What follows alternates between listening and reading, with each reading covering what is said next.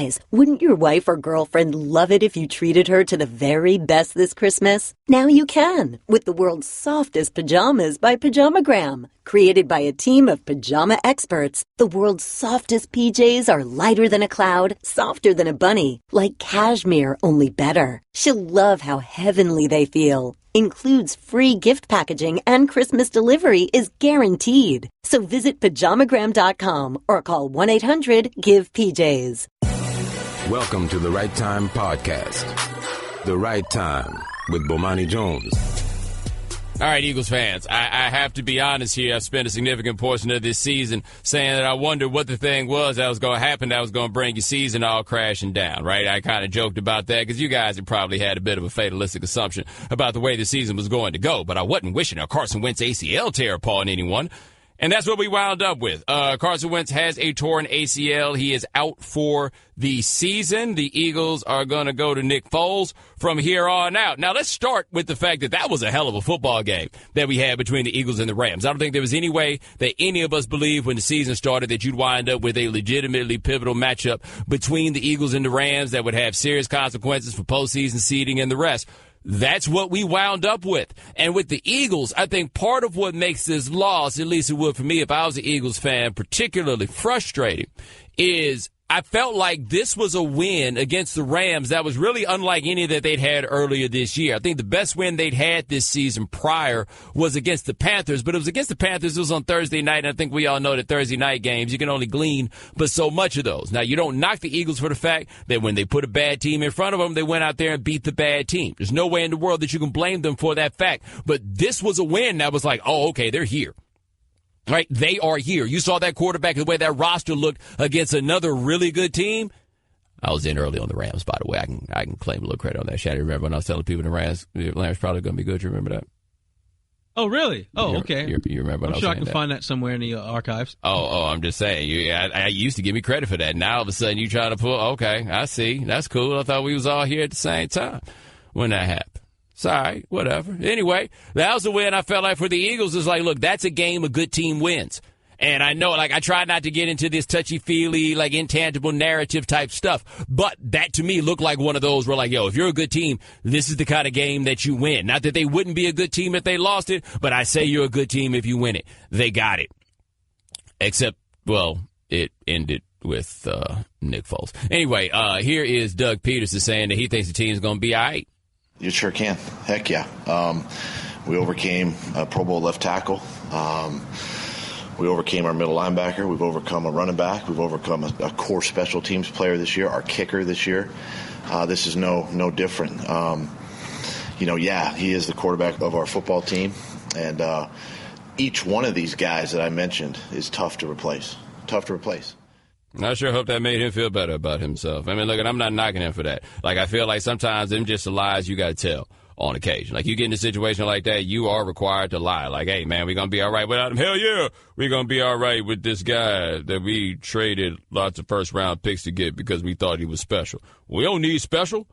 That's why we traded all those picks to get him. Look, man, these are just the lies that you have to tell under those circumstances. And here he is talking about Nick Foles. Nick Foles going to step in at quarterback. The reason we went out and got Nick Foles is for reasons like this and for situations like this. And I'm excited for Nick, obviously. I hate it for Carson Wentz. I hate it for the season, I guess, that he's been having. But at the same time, it's been the next man up mentality, and that's how we approach it this week. I mean, to be fair to the Eagles, as far as backup quarterback situations go, I do kind of feel like they have a good one. Like, I don't think Nick Foles is great. But if you wound up in a situation where your quarterback is down for a while, I don't know how many better guys there were going to be that aren't currently starters somewhere that you can get than Nick Foles. And Nick Foles had, the most anomalous month, non-Tebow division, 2 months really, in the history of the NFL. We've seen him be, quite honestly, the greatest quarterback of all time. What was it, 27 touchdowns and 2 interceptions? We ain't never gonna be able to explain that. Where that 30 for 30 at, right? That's the one that we need to produce there. Now, 1 second though, if we can go back and play that first sound we had from Doug Peterson, the one I keep saying is him telling the lies that he's got to tell. I want you to hear something though. You sure can. Heck yeah. We overcame a Pro Bowl left tackle. We overcame our middle linebacker. We've overcome a running back. We've overcome a core special teams player this year, our kicker this year. This is no different. He is the quarterback of our football team. And each one of these guys that I mentioned is tough to replace. Okay, so there are a couple of things here. He got to that, he is our quarterback. See, that's how we knew you was lying, bro. Right? Once you said that, you can go get somebody else to do all these other jobs. You can find a way around some of the weaknesses of cats at all these other jobs. Replacing your quarterback's a different animal. Like, y'all ain't about to be out here talking this Pennsylvanian MVP stuff and then be like, no, we'll be good with Nick Foles. I mean, what's the difference? If there wasn't no difference between that dude and Nick Foles, you know who would have been your starting quarterback this year? That's right, Nick Foles. He would have been that guy. Like, you wouldn't have been trading picks and everything else. But where Peterson is coming from is just the standpoint of, look, this is football. Somebody get hurt, next man up. That's the only way that you can look at it. I do wonder, though, as he listed all those different players that the Eagles have had who were hurt, I mean, it catches up at some point. These things stack. All right, so, you were able to replace Jason Peters when he went out. You were able to replace Darren Sproles. You were able to replace Jordan Hicks. Special teams dude, I got his name in front of him, but I ain't going to say it right. I don't feel like I need to know his name to do my job. Anyway, you can lose all those dudes, and you're right, you can lose, right? But at some point, these things start stacking up. And where they go from here gets to be interesting. I saw an email that came across here at ESPN where it tells some experts about who it was that they, who they thought was now the best team in the NFC, given the injury that Carson Wentz suffered. Man, different guys have different opinions on this. For example, our guy Aaron Schatz is like, he's still going with the Eagles. He thinks the Eagles roster is that loaded, that's still the guy that they're going to go with. It's still the team that he's going with. He says with everybody else the Eagles have, he still thinks that they're the best team in the NFC. Shannon, are they that good? Like, is their roster that loaded? Like, I feel like if their roster was that loaded, we would have known it before the season started.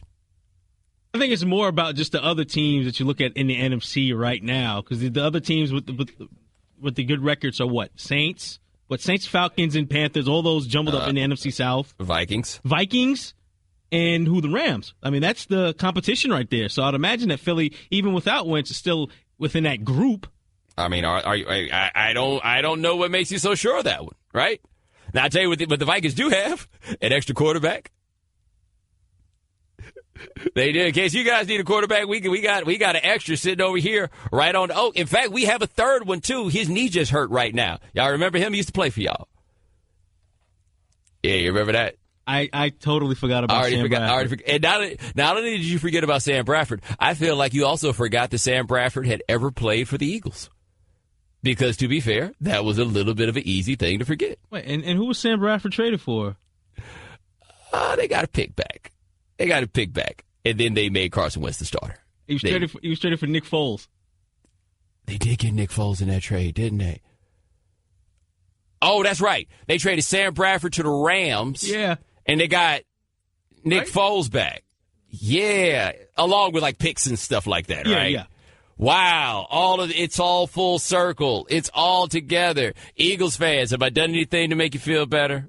I mean, I can't imagine how frustrating this thing is, and I know this because y'all been so damn obnoxious talking about Carson Wentz that I can't imagine what the pain is now that you can't do that to us no more. I have no idea what that is. And, hey, man, that dude's got it. I don't think that Wentz is a consistently good player, but he has enough plays in the game. We're just like, oh, my goodness, I didn't know somebody could do that. Now you got Nick Foles, who is, consistently something. Is he consistently inconsistent, Shannon? Is he one of those? Does he qualify on that one? I wonder if Chris Long is thinking about this, by the way, because the Eagles are all like, that's all right. We can win with Nick Foles. Their whole team's like, we can win with Nick Foles. It's cool. We straight. We can win with Nick Foles. Chris Long's like, yeah, we tried that, bro. We gave that a go. We didn't win. I mean, we'd like to win with Nick Foles, but, how do you think Chris Long's doing every time somebody asks him his honest opinion about Nick Foles? What do you think about Nick? Oh, he cool. He real cool. He does some things, Yeah. Throw it around a bit, hand it off. Yeah, he all right. He all right. Yes, by the way, Shannon, where's Chase Daniel these days? Somebody just got about mentions to say you can't forget about the best that never was, Chase Daniel. Chase Daniel, where is he now making more money than he should for being the greatest quarterback that never ever has to play? He's in New Orleans. He's back in New Orleans. Oh. Yeah. back where it all began, where he developed his wonderful reputation as the best quarterback that never, ever actually has to play. The Right Time with Bomani Jones. Oh, man, I guess Eagles fans too depressed to give a call in, man. They're a little bummed out about the thing that wound up happening. I almost feel like this, though, as a fan. I was like a fan of a team like the Eagles. I'd almost feel relieved, right? Like now your team can't actually break your heart. You know what I mean? Like if they still had Carson Wentz and everything, the inevitable loss will wind up being crushing and soul destroying. But instead, since you know how this thing is probably going to go as you got Nick Foles, I imagine it'll be a little bit more gentle. Right? The inevitable, like, y'all weren't going to win it anyway because y'all don't never win nothing, was going to wind up going away. And now you can just be like, you know what? We had a great season. You can hold on to what might have been because there's nothing better in this world as a sports fan than that championship y'all know y'all was going to win, except that one thing happened. Shannon, don't you Giants fans have one of those from 2008? Whew, I'm glad that's the one you was going with. I thought you were going to 94. Appreciate it, Bo. What happened in 94? Huh? What? Huh? Oh, you're talking about the Knicks. My fault. I was talking about the Giants, with Plexico, bang, bang. Mm-hmm. Or was it just solitary bang?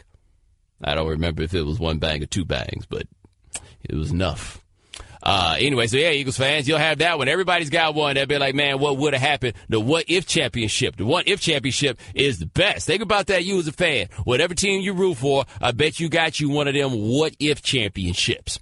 I bet Patriots fans ride out 2008 as one of those. And Brady hurt his knee, man. If he hadn't got hurt, we'd have gone undefeated again. Yeah, that's what it would have been. Oh, look at Nuno. Nuno think he got jokes, Shannon. Nuno's asking what if the man of the year didn't solicit a prostitute on a January early morning in 1999. It's a fair question, by the way. It's a fair question. No, that's a good question, though. Please give us a call if you have your favorite, would you word it, the what-if championship? Yeah.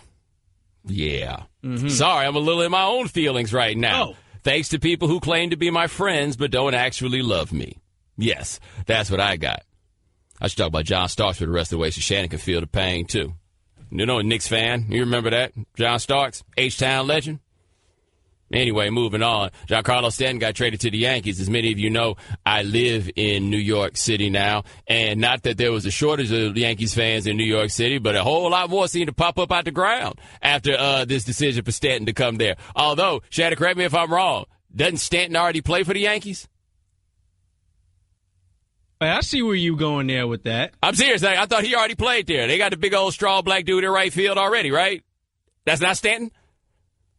It's Aaron Judge. No, them cats need to trade uniforms to see if anybody notices. All this stuff, right? They seem as though they are the same dude in many ways. But anyway, Stanton is now there. Now, here's what I think is interesting. You know, we always talk about the difference between the millionaires and the billionaires, right? When we talk about player stuff, where the players are millionaires, the owners are billionaires, and a whole lot of people, I think, struggle with the idea that, just because the players are rich in your mind, that does not mean they are owner rich. I feel like what's happening right now with Derek Jeter is spelling out what the difference of this is, because what it sounds like is they just can't afford to actually play. And it raises a real question about Major League Baseball as to why they approved this sale. Because I think we knew from a long way out that the first thing that the Jeter Group was going to try to do once they got control was they were going to try to move Stanton's contract. Now, my thought was this. If you did not feel like this team could afford Stanton's contract, then you don't buy the team until Stanton's contract is gone. If you can't afford the possibility that you get stuck with the deal, then you cannot afford the team. So then they got there. Stanton has a no trade clause in his contract. They tried to move him to a couple of places that Stanton wasn't going for. And what did that leave? The Yankees. That's it. It left the Yankees. Now, we'll get to the Yankees part in a second, but here is Marlins CEO Derek Jeter explaining why it is that they traded their best player. I think the one thing that everyone needs to realize is this is an organization that has not been successful. They have not been in the playoffs since 2003. I don't understand how the fan base feels because they've been through quite a bit. But for us here, we haven't been winning. So if you haven't been winning, then it's time to make a change. And in order to make a change, there's going to have to be some moves. And like I said, that you alluded to, there may be some unpopular decisions at times. But every decision that we make as an organization is to try to put us in a better position. We're trying to fix something that is broken.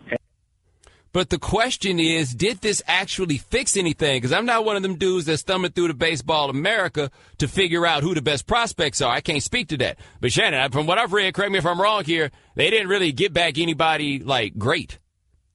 They had to get back something, and they got back prospects. They also got back a starter, so they'll have that. But it wasn't anything great. I guess they had to get what they can get because Stanton was leaving. Yeah, and that's the issue. If you're in a position where you're like, we got to get what we can get, then you can't make this trade.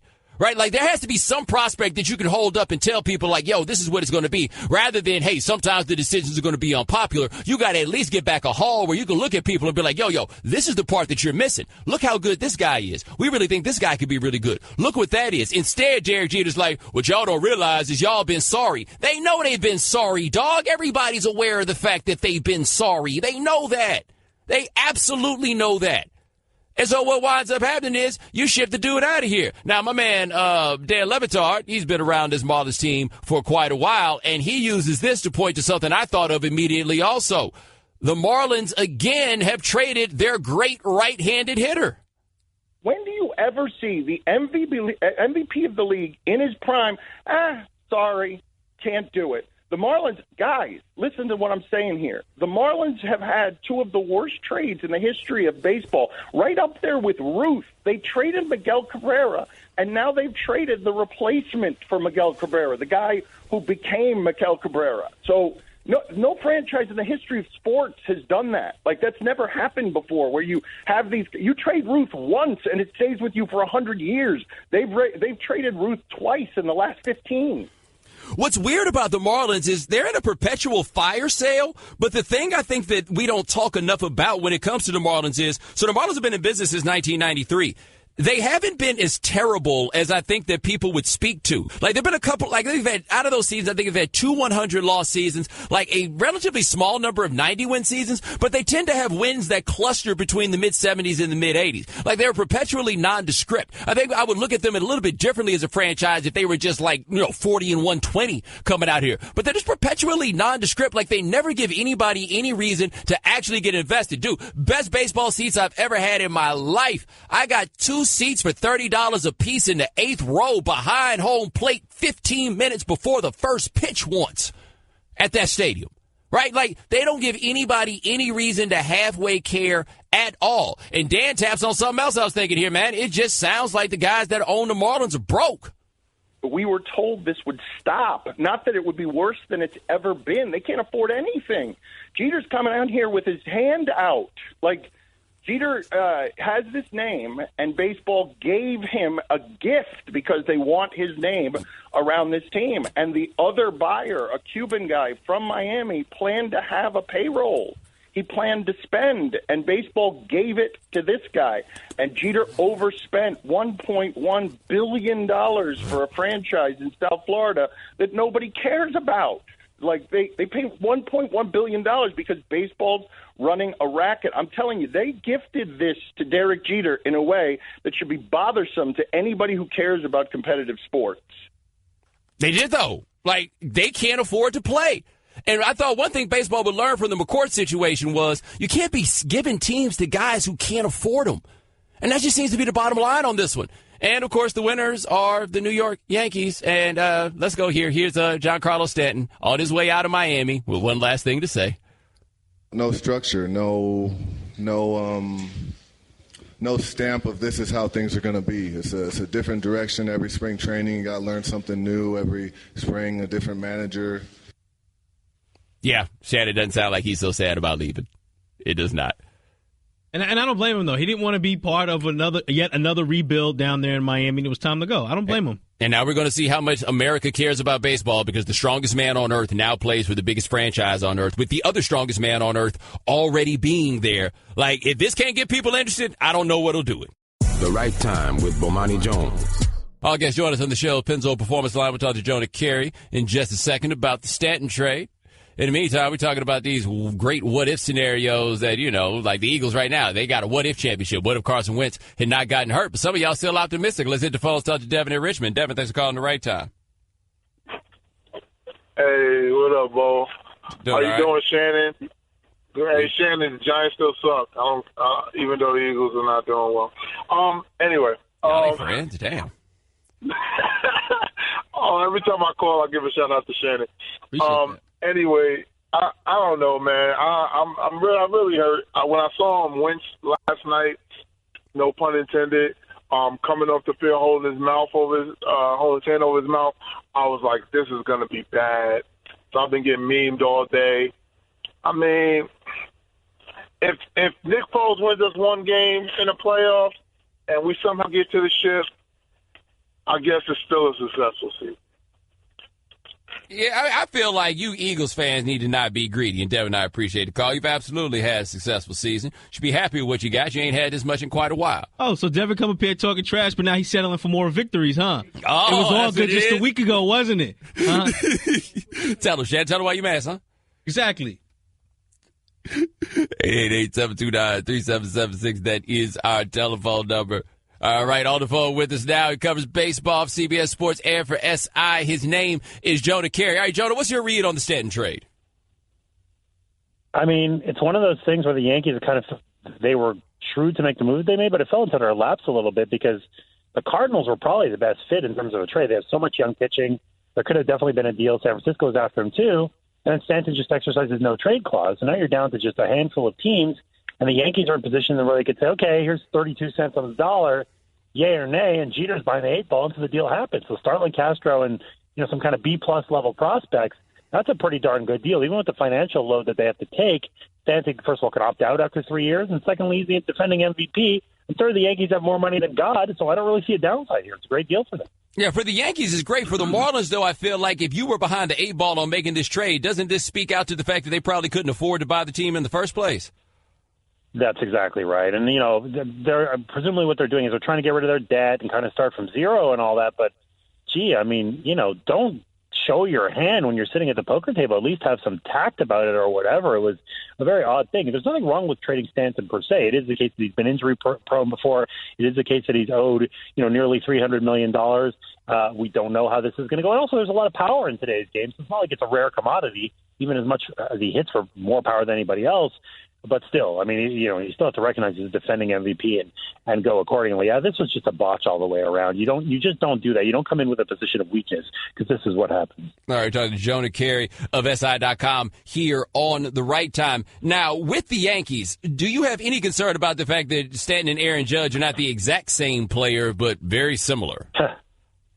No, not at all. I mean, Mantle and Maris and I don't know, McCovey and Mays. I mean, I guess McCovey and Mays weren't exactly the same, but you've had multiple power guys on one team, and that's fine.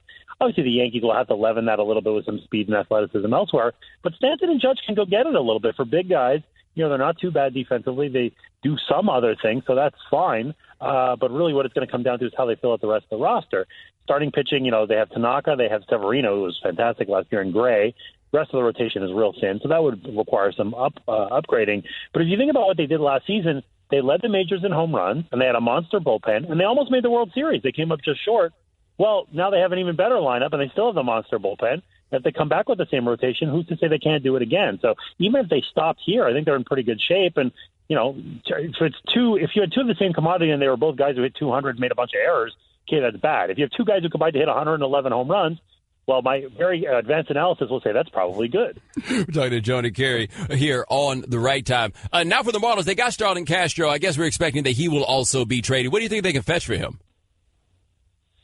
Yeah, it's a good question. He hit all right last year. He hit 300, moderate power, but he's a real poor defender in the middle infield. Doesn't really draw any walks. It's the same reason that the Cubs traded him all those years ago, that he was signed to a contract that was the same contract, by the way, not too onerous, but it was sort of like, all right, this is the extent of his skills. If you remember, he came into the majors in his early 20s. Guy was a 200-hit guy, but that doesn't have the same currency that it used to because 200 hits isn't enough. We could look at, defensive runs saved, and we could look at walk percentage, and we could look at all this other stuff and say, this is not a complete ball player, and he isn't a complete ball player. So if they just traded D. Gordon, and they didn't get a ton for him, he's a little bit like D. Gordon, more power and less speed, but sort of empty calories kind of batting average, if that makes sense. that's kind of what we're dealing with. And he's a worse defender than Gordon was. So I don't think they're going to get a ton, to be honest with you. Even though he's a useful player, he's certainly nothing close to a great player. Now, one of your great contributions is that you also do a lot on the business end, not just baseball, but just business in general. Are you surprised, given the Frank McCourt debacle, that baseball would still be doing business with guys that could not afford teams? Well, I mean, the previous owner of the Marlins was not so fresh either. I mean, so I think they viewed anything as an upgrade over Jeffrey Loria. But frankly, I'm not sure that they thought that Bruce Sherman would come in and do this, to strip it to the studs. I don't know. And there's nothing, again, I want to emphasize, there's nothing wrong with the rebuild. We just saw the Houston Astros win a World Series, and man, oh man, did they go scorched earth. They had 0.0 local TV ratings. I mean, they got rid of everything. And even the Cubs, as exalted as they are, they traded everybody, right? I mean, they just waited and they stripped it down, and they were able to win too. So it's not that per se. It's just, if you're going to make the rebuild, then go get good guys. You know, if you go back and think about the Cubs, one of the big trades that they made a few years ago was they got rid of, was it Jason Hamill and Samardzija, and they got Addison Russell. Okay, well, that's a real trade. You know, Russell's a contributor, an up-the-middle guy, team controlled for 6 years. That's what you want. So trade Stanton, trade Gordon, trade everybody, no problem. But go get real assets. It's that the Marlins didn't do. So, yes, of course it's the case that it seems to be a financial panic, but it's also, even if you're in a bad spot, a good general manager will get it done. Well, if Jeter is the de facto head of baseball operations and he's been doing that job for, 12 minutes, I don't know that you can expect him to necessarily outfox, let's say, Brian Cashman, who's been doing it for more than 2 decades. All right, last question for Joni Carey of SI.com here on The Right Time. Does this take the Yankees out of the Bryce Harper sweepstakes next year?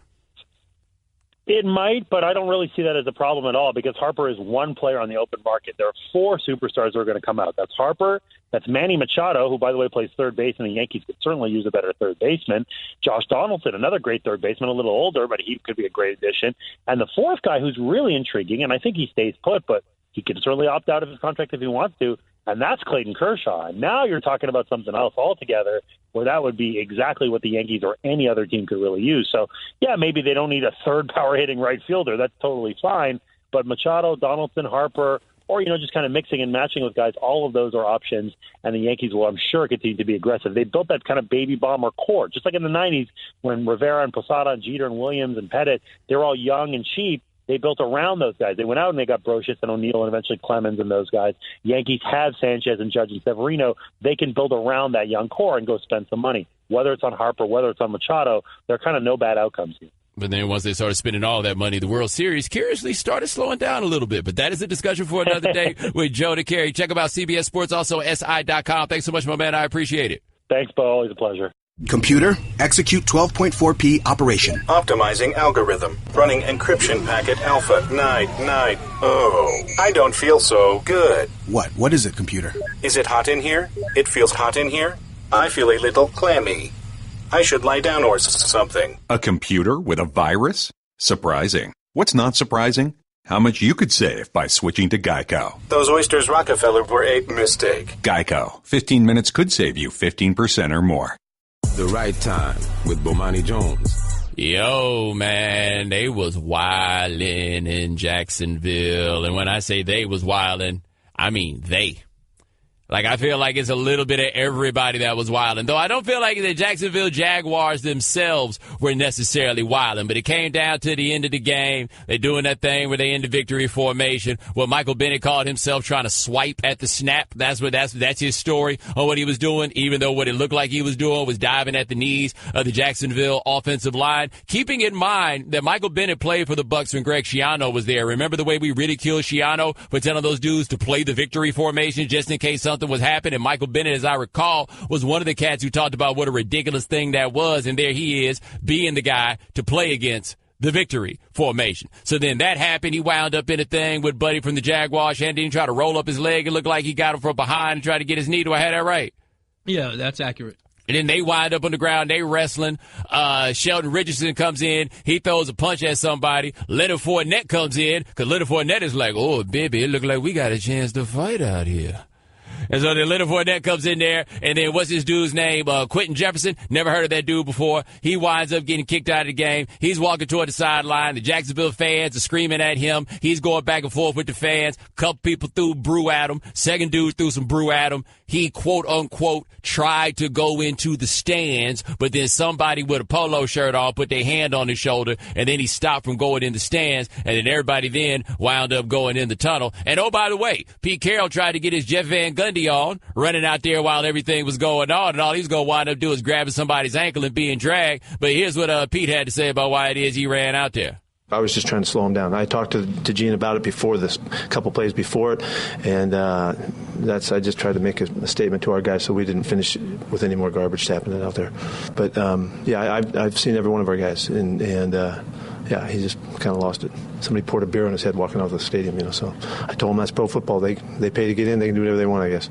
All right, so yeah, that's the Jefferson guy. Now, to me, I feel like we got two different levels of things going on here. Number one is the Michael Bennett level, where I think Michael Bennett was just wrong. I don't think there's any way that you could argue that Michael Bennett was anything other than wrong. And Sheldon Richardson and coming in throwing punches, I mean, you can't really make an argument that that's right. But Michael Bennett, I think that you can make a clear argument that he was wrong. My man Jefferson, hey, man, you throw something at somebody, they come at you, I ain't seen nothing. Police come in a circumstance like that. What happened? All I saw was somebody throw something. Something happened after that? No, I missed that. All I saw was the dude that threw something. No. My buddy Jimmy Israel way back had a great line about the malice at the palace. He said there's nothing noble about letting people throw bleep at you. And that's what that was. Like, fans get out there and start feeling entitled and everything else and start throwing stuff at people. Hey, man, I think that went best case scenario for all parties involved with Jefferson. Jefferson rolled over there and did just enough to let them cats know that the bear bite back. They stopped him from actually getting up in the stand, so we did not have a horrible situation. I feel like somebody up there probably learned a lesson, because there's some of them out there like, oh, yeah, you wish you could come up there. There's at least one of those people up there whose heart was like, oh, no, somebody get him. Somebody please stop him from coming up here. There had to be at least one person that was like, no, please, no, don't let him kill me. Please don't let him kill me. Like, my thing, I didn't want to see a fight, but I was just curious to see if Jefferson was going to be able to scale the wall. That's what I wanted to see. I think he could have.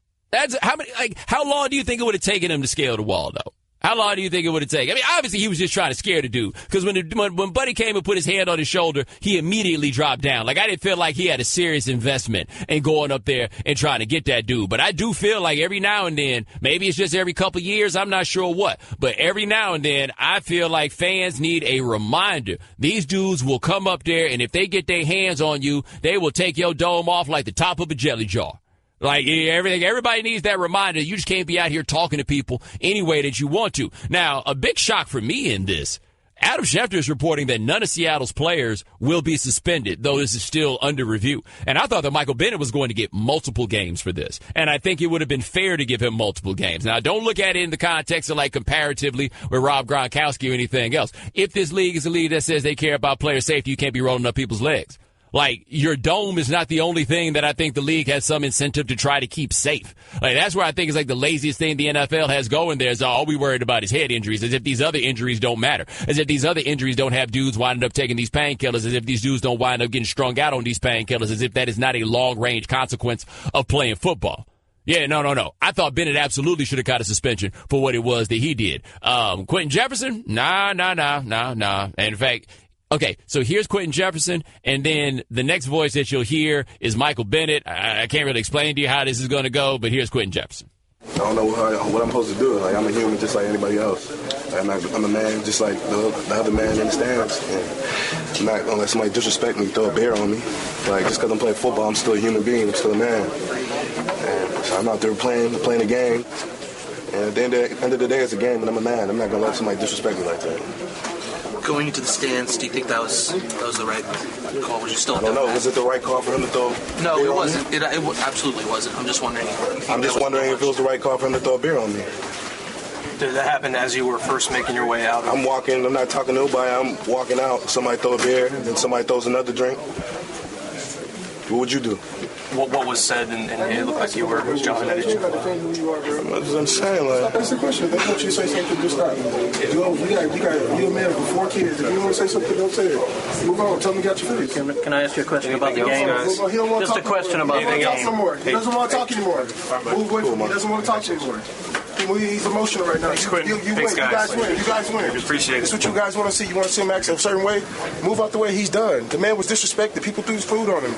He's not an animal. He's a human being. So get out of here. He's a human being. How would you like if one of your kids are playing sports and somebody threw beer on him? Exactly. So don't come in here with that then.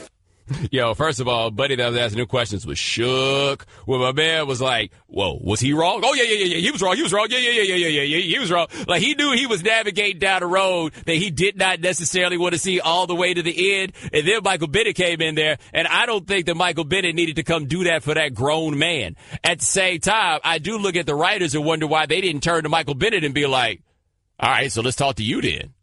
Like, you had a pretty big role in what was going on here. Perhaps you'd like to answer the questions. If you feel like your man's over here doesn't need to answer the questions.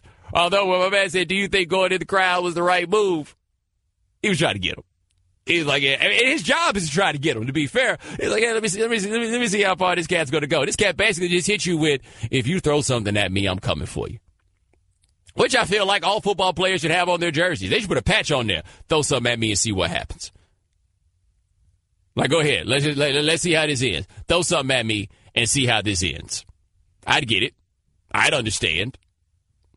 I think one thing with him going into the stands has kind of overshadowed the Michael Bennett's actions during the game. As you alluded to earlier in the segment, he deserves a suspension. But here we are today, mostly focusing on him going to the stands and not Bennett twisting the guy's legs. There's that. I will say this, though, just in the discussion of like this idea of going in the stands, I do feel like if Jefferson would have got up there in the stands, it would have been an outrage to most people. But to me, it would have served as a public service announcement. Just to let everybody know, this is the worst case scenario of what can happen to you. And Carroll said that, that I guess they pay money to come to the games. They can do whatever they want, I guess. There seemed to be a whole lot more security on the sidelines than there was on the front row. And I would think at the end of a football game, you need to have a little bit more security up there because folks be out here wilding. 888-729-3776. That's our telephone number. We talked a little earlier about the Eagles and what they're going to do now. Let's hit the phone, talk to DJ Mike Hitman. Mike, what's going on? Santa Claus is coming to your town. Oh, hey, Bo, tell Philadelphia, run out to get one of Philly steaks and run to your nearest mall and take it to Santa Claus and ask them, could we win the Super Bowl? Hold it, Bo. Santa Claus listened to your radio station, and he just sent me a text. He said, tell them, don't they remember when they threw snow at me? And he put a lamp behind them. Ho, ho, ho. Merry Christmas. Here come the Cowboys. How do you like that, Philadelphia? Mike, how'd you turn this into something about the Cowboys, man? Because when you do naughty things to Santa Claus and he texts me, he's a friend of mine, he told me to remind you that they did throw snow at him, and he ain't going to never forget that. So he put a good laugh behind it. Oh, oh, oh. Merry Christmas, Philadelphia. There go your Super Bowl dreams. And here come the Cowboys. You know what, Bo? That guy who came from Miami played in hot weather. He never played in nobody cold.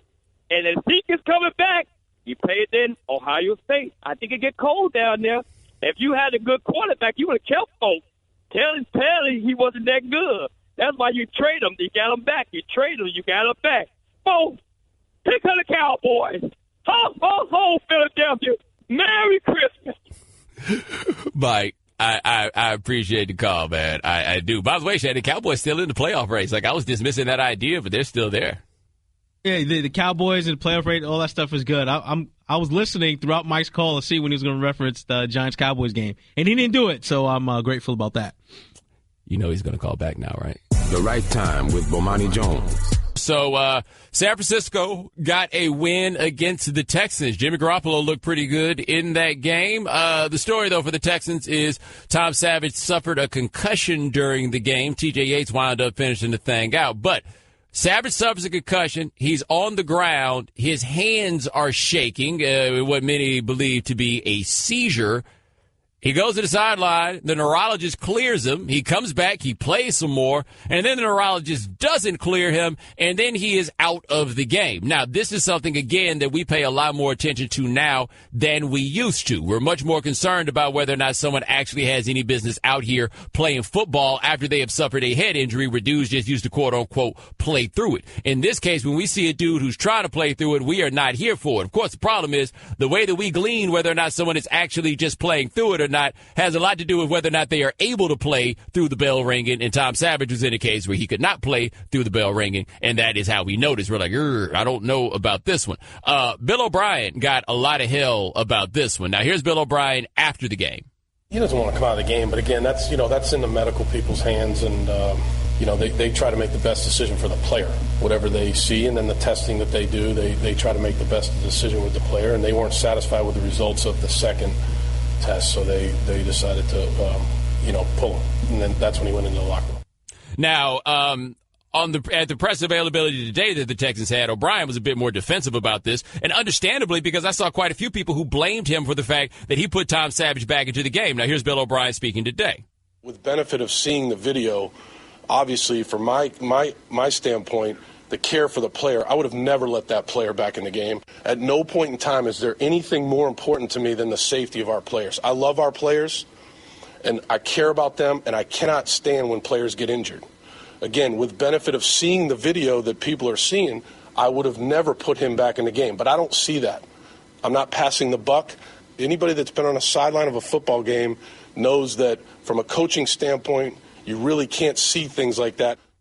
All right, so I think we have a couple of things here. One, Bill O'Brien said, I can't stand seeing players get injured. Yes, you can. I understand the point that you were ultimately trying to make, but the bottom line is if you can't stand watching players get injured, then this is the wrong business for you. This is a business that involves people getting hurt all the time, and if you can't stomach that, you got to keep it moving. And I think that's part of the problem that people have when it comes to these things is we are dealing with people who are desensitized to injuries and violence because you can't play football or be around football if you're not desensitized to those things. But the other part where O'Brien starts talking about, on the sideline, you're not able to see those things and so forth and so on. Look, I don't know what he did or did not see. I do believe, however, that people who watch football need to make a decision. Do you want the coach to be involved in these decisions or not?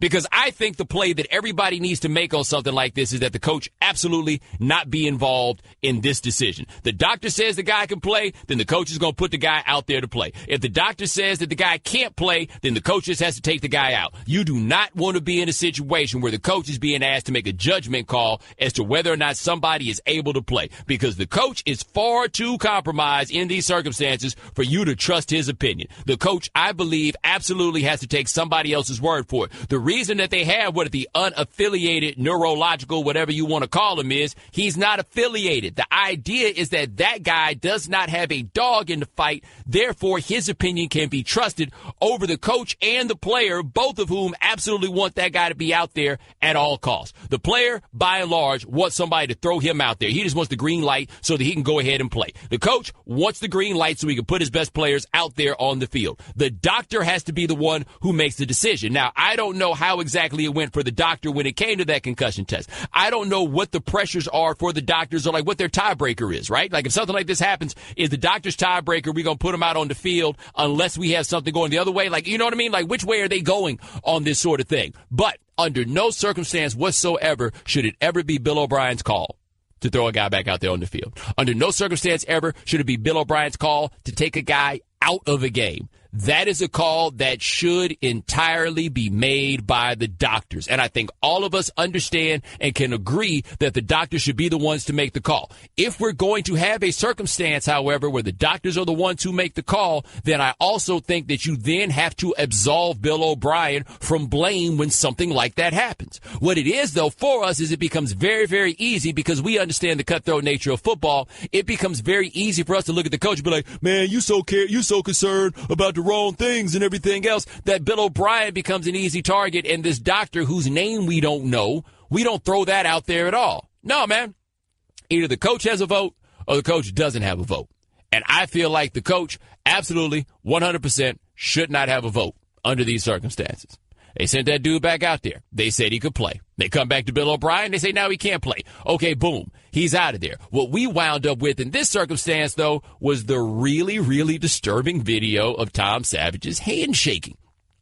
And those are the things that give you your reminder, oh, by the way, this game is really, really violent. This game is not safe. This game is not a good idea. And so I feel like in a lot of ways we want to have a certain level of enforcement on these concussions that's kind of in line with the way that we talk about drunk driving.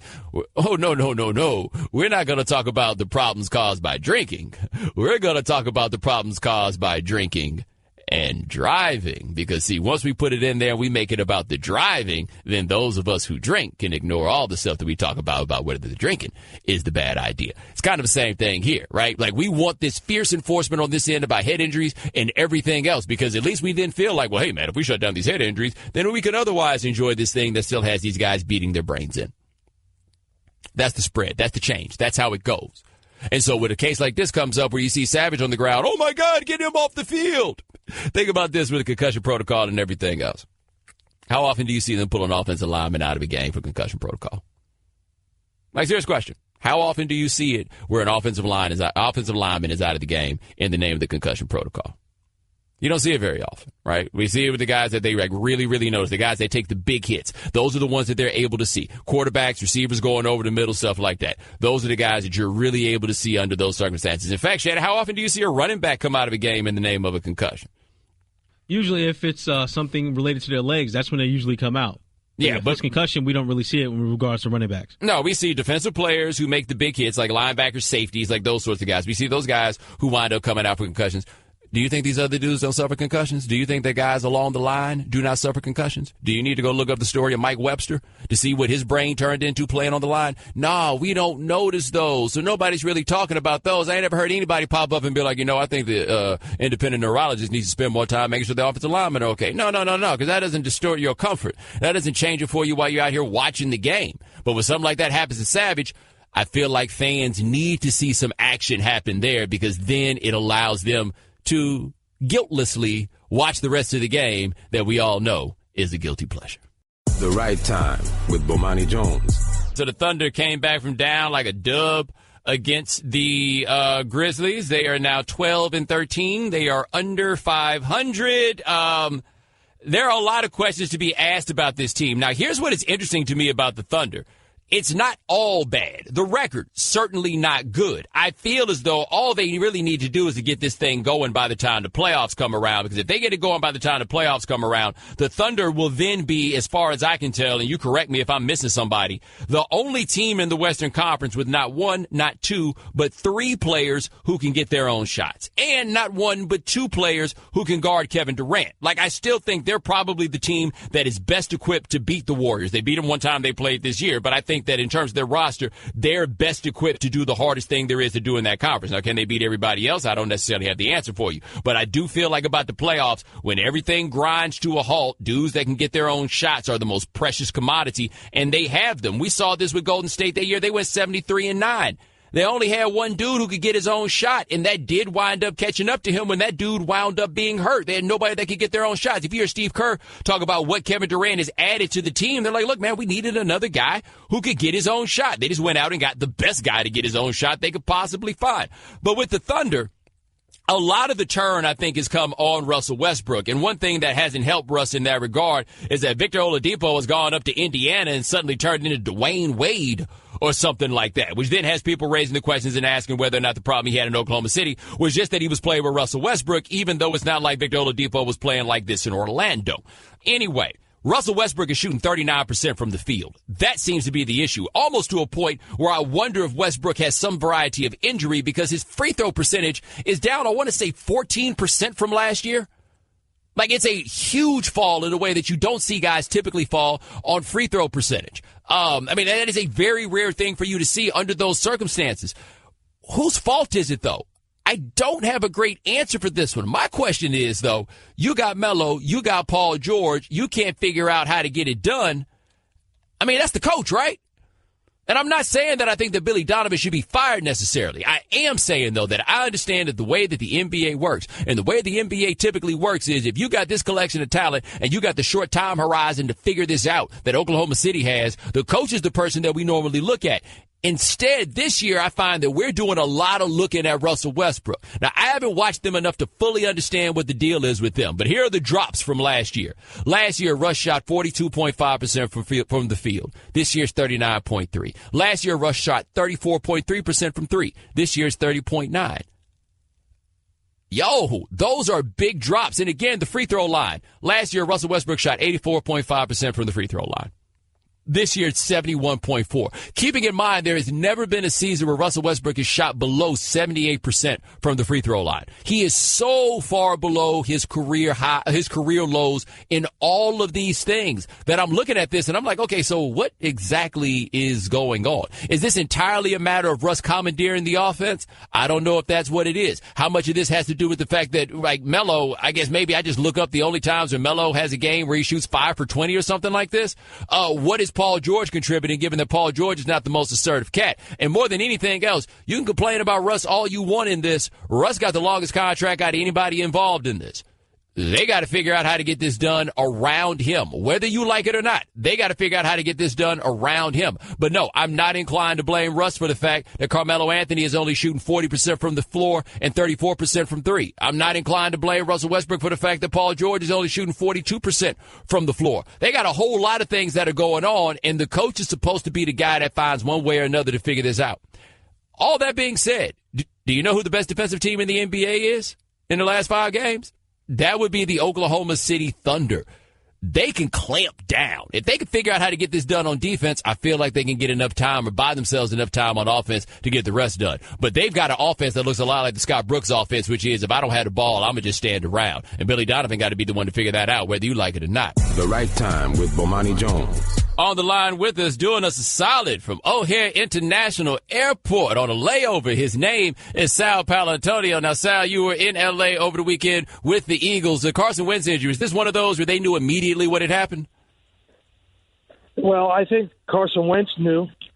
I was watching him from a wing of the press box in my binoculars. When he got hurt, he immediately grabbed his left leg, and he couldn't move.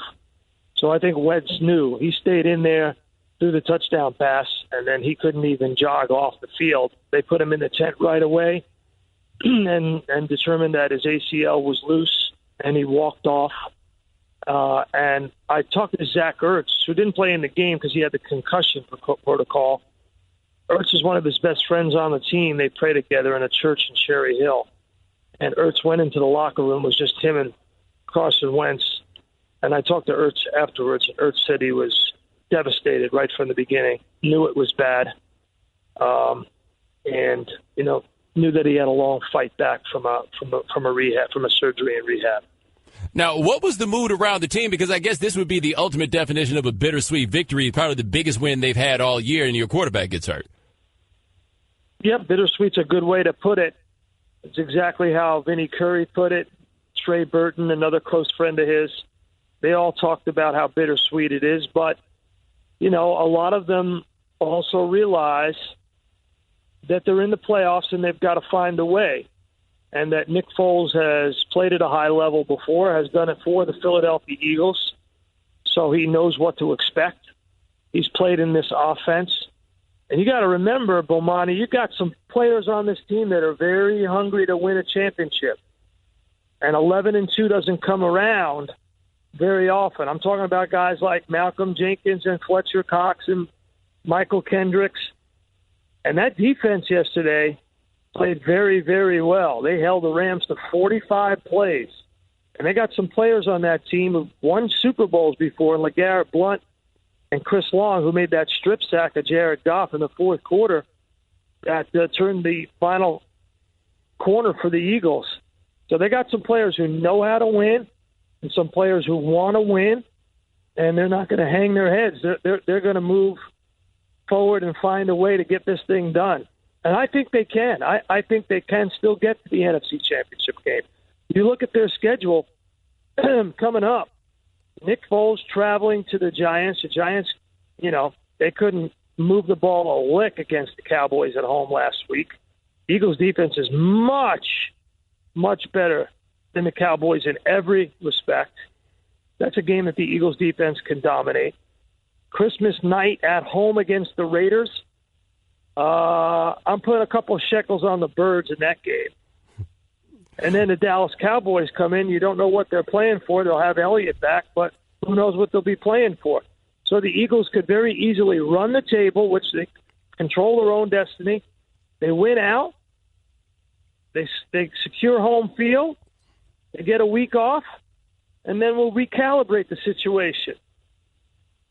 All right, we're talking to Sal Paolantonio of ESPN here on The Right Time. Now, we've seen Nick Foles be like maybe the greatest quarterback we'd ever seen for that 2-month stretch in 2013. He kind of fell to earth after that, but how much of a drop is there going from Wentz to Foles? Well, there's one specific difference, right? Wentz can make plays outside the structure of the called play. You know, he can extend the down. Foles is not going to do that. He's never had a history of that. He has a problem with the rush. We all know that. So they're going to have to figure out how to make things a little easier for him in protection, get the ball out of his hands a little bit more quickly. What worked for Foles was more of a hurry-up offense, quick strike. You know, get to the line of scrimmage as quickly as possible and get the play off. And then the defense can't make substitutions on a down-by-down basis because you're not making substitutions offensively. And you can dictate formation and defensive personnel through tempo. If you can do that, if you can dictate through tempo, you can keep the rush at bay, Bomani. And that's what's worked for him. But if you got the rush coming and he's in 5- and 7-step drops, he's not going to be able to elude the rush like Carson Wentz. Let's face it. And now, Doug Peterson yesterday went through the list of guys that they've lost this year and why this was just another guy to replace and why they felt comfortable about it. But you would think at some point, as he's reading the list, I would think he would be like, damn, that's a lot of people. You want to go through the list? Here we go. Sproles, Jason Peters. We're only talking about Darren Sproles, who's a Hall of Fame caliber running back, and Jason Peters, who's going to the Hall of Fame as a starting left tackle. Then you add the guy with the green sticker on the back of his helmet, Jordan Hicks, the middle linebacker. He's gone. Then in the middle of the course of the game, you lose your starting left guard in Wisniewski. He's gone. And then now you lose your starting quarterback, a guy on the MVP track. And you're 11-2 in the first team to clinch a division title in the conference. So, yeah, they have that mentality. That's why I said to you before in my first couple of seconds on your show. And by the way, thank you for having me on the show. I appreciate it. No problem, man. At the very outset, I know the locker room well. I covered the team for 25 years.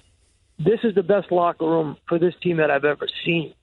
They got some veteran talent on this team. Some guys they got some gotta-wanna guys.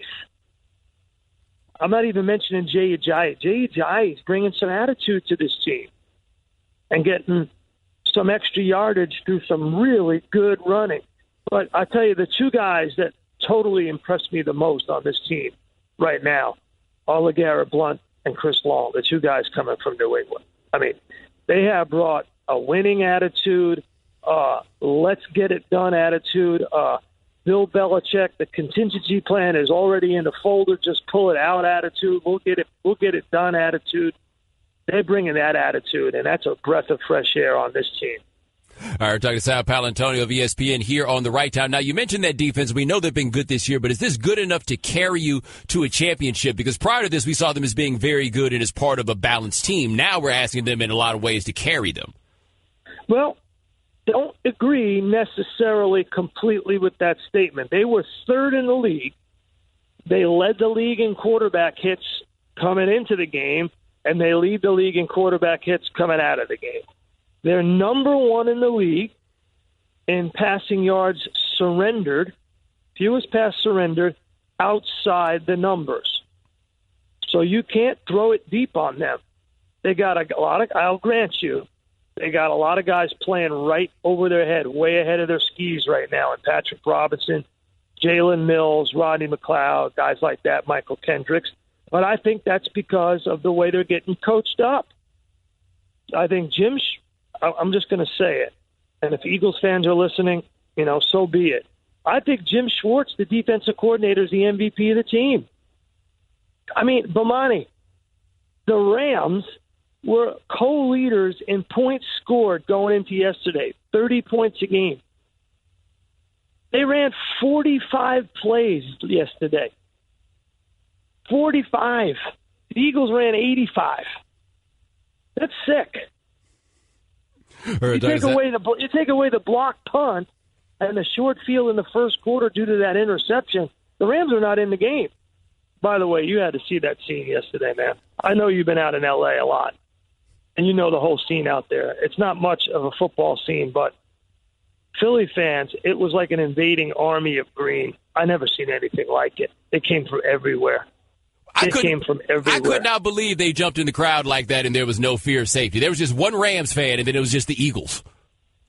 I'm telling you, it was like an army of green, an Eagles nation descended on that place. You couldn't find a Rams fan most of the time. You couldn't find them. Hey, man, maybe the casting call. That is Sal Paolantonio. Check him out. Cover the NFL for us here at ESPN. My man, get home soon. All right, bro. All right, now. You just call me bro. All right. Thanks for listening to the Right Time Podcast. Please come back tomorrow for more. And don't forget to listen to The Right Time with Bomani Jones from 4 p.m. to 7 Eastern on ESPN Radio and the ESPN app.